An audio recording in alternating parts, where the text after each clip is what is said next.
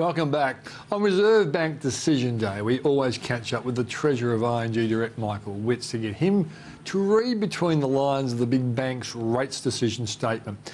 Michael, how you going? Not too bad, Peter. Did you back the winner of the cup? No, I didn't actually, no. Okay, we all have to watch Michael Knox next year. I've duly put that in my diary. All right, mate. While other people were trying to do the form on the Melbourne Cup, you were doing the form on the Reserve Bank. What do they say to What I was doing, I was trying to protect the bank's balance sheet. Oh. Sorry for the intention pun. Yeah, but a lot of people wouldn't get it. It's a real economist joke, but we appreciate the effort anyway. So, mate, looking at what they said, was there anything new in there? Yes. Last month the statement went over 2 pages. This time it only went over 1 page, including the sign-off. There must have been a bit trying to get to the cup for the race. All right, so there was no change in sentiment. No, it was very period of stability for interest rates. They've maintained that one. To be honest, the only thing that changed was the date that it was published. To be honest, very blunt. Is that a good thing or a bad thing? It certainly gives markets confidence in that the RBA is not sort of changing from one month to the next, and they're like, the bank has been very deliberate about this. They have been on a particular path. They've been in a transition path, and we've talked about this before. It's sort of like moving the economy is like moving an ocean liner. You've got to do things 5 kilometres off coast for it to have an effect, and that's exactly what they've been doing. They've followed a very, very deliberate path. Yeah. So, is it hard for them to work out what's going on when none of us have got confidence in the ABS's unemployment and employment data? There's been a lot of talk about the employment data, and clearly, yes, there's been more volatility than normal, but the unemployment data is but one ABS number. The RBA has access to, clearly, the ABS data, but also they do a lot of liaison with businesses. They'd have a very good pulse on what's going on in the market. Do you think the job ads numbers are probably a more important forward indicator for the economy? I think they're perhaps an indicator of business confidence, because if businesses are happy about their view on the future, they're more happy to put on more full-time people from part-time people, etc. Was there any reference to house prices and macro-prudential controls? No, and that you most probably wouldn't see that coming through from the RBA. It would come through more the APRA route as the regulator of the banks. What they did say was that there had been an increase in demand for finance, and particularly from investors, which is true. I read something, I'm sure you read it too. Is it Lucy Ellis from Reserve Bank, who's a highly respected senior official? Yes.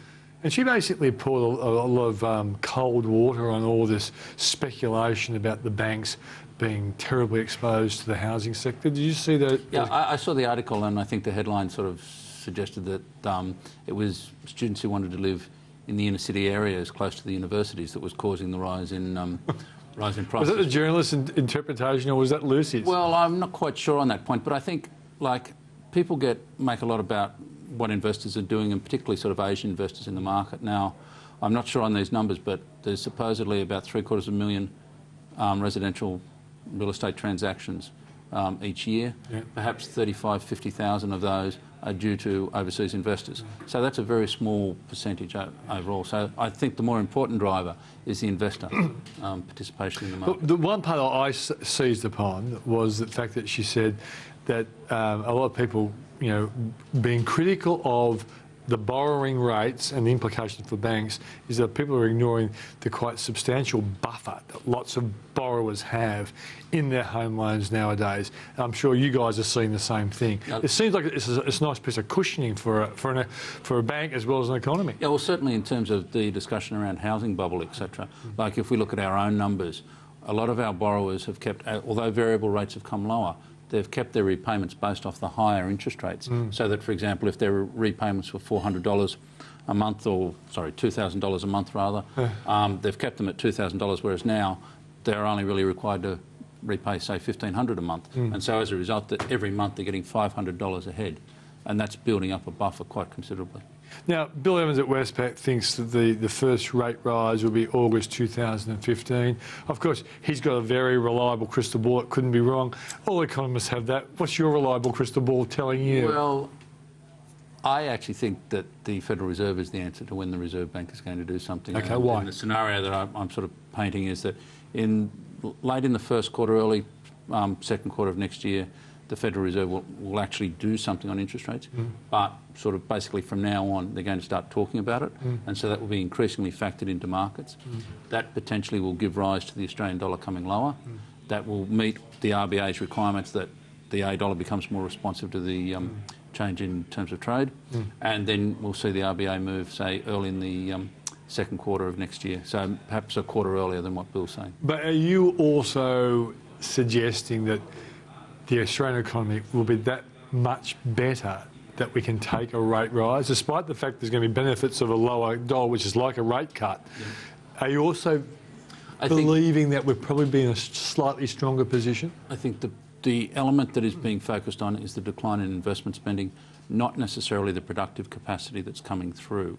And that is in 15 and into 16, that's really kicking up. And we have to acknowledge also that interest rates are at abnormally low levels. So any increase in rates is not, I wouldn't argue, is a tightening. It is perhaps returning back to a more neutral stance as opposed to the accommodative stance. Retail up 1.2%, and I think we've got cafes, restaurants, takeaways up 11% for the year. Household goods up 9.8% for the year. These are unquestionably good numbers, aren't they, for the economy rolling into Christmas? You know, I had a very good forward indicator on those retail sales numbers. I looked at my wife's credit card bill last month, and yes, she supported it. Okay, you could be in trouble not only with your wife, but the Twitter sphere out there, Michael. So I hope they're not watching tonight. Okay, mate. Thanks for joining us on the program. Gee, I hope you get back in one piece. Coming up next, let's find out how a pro is playing this market.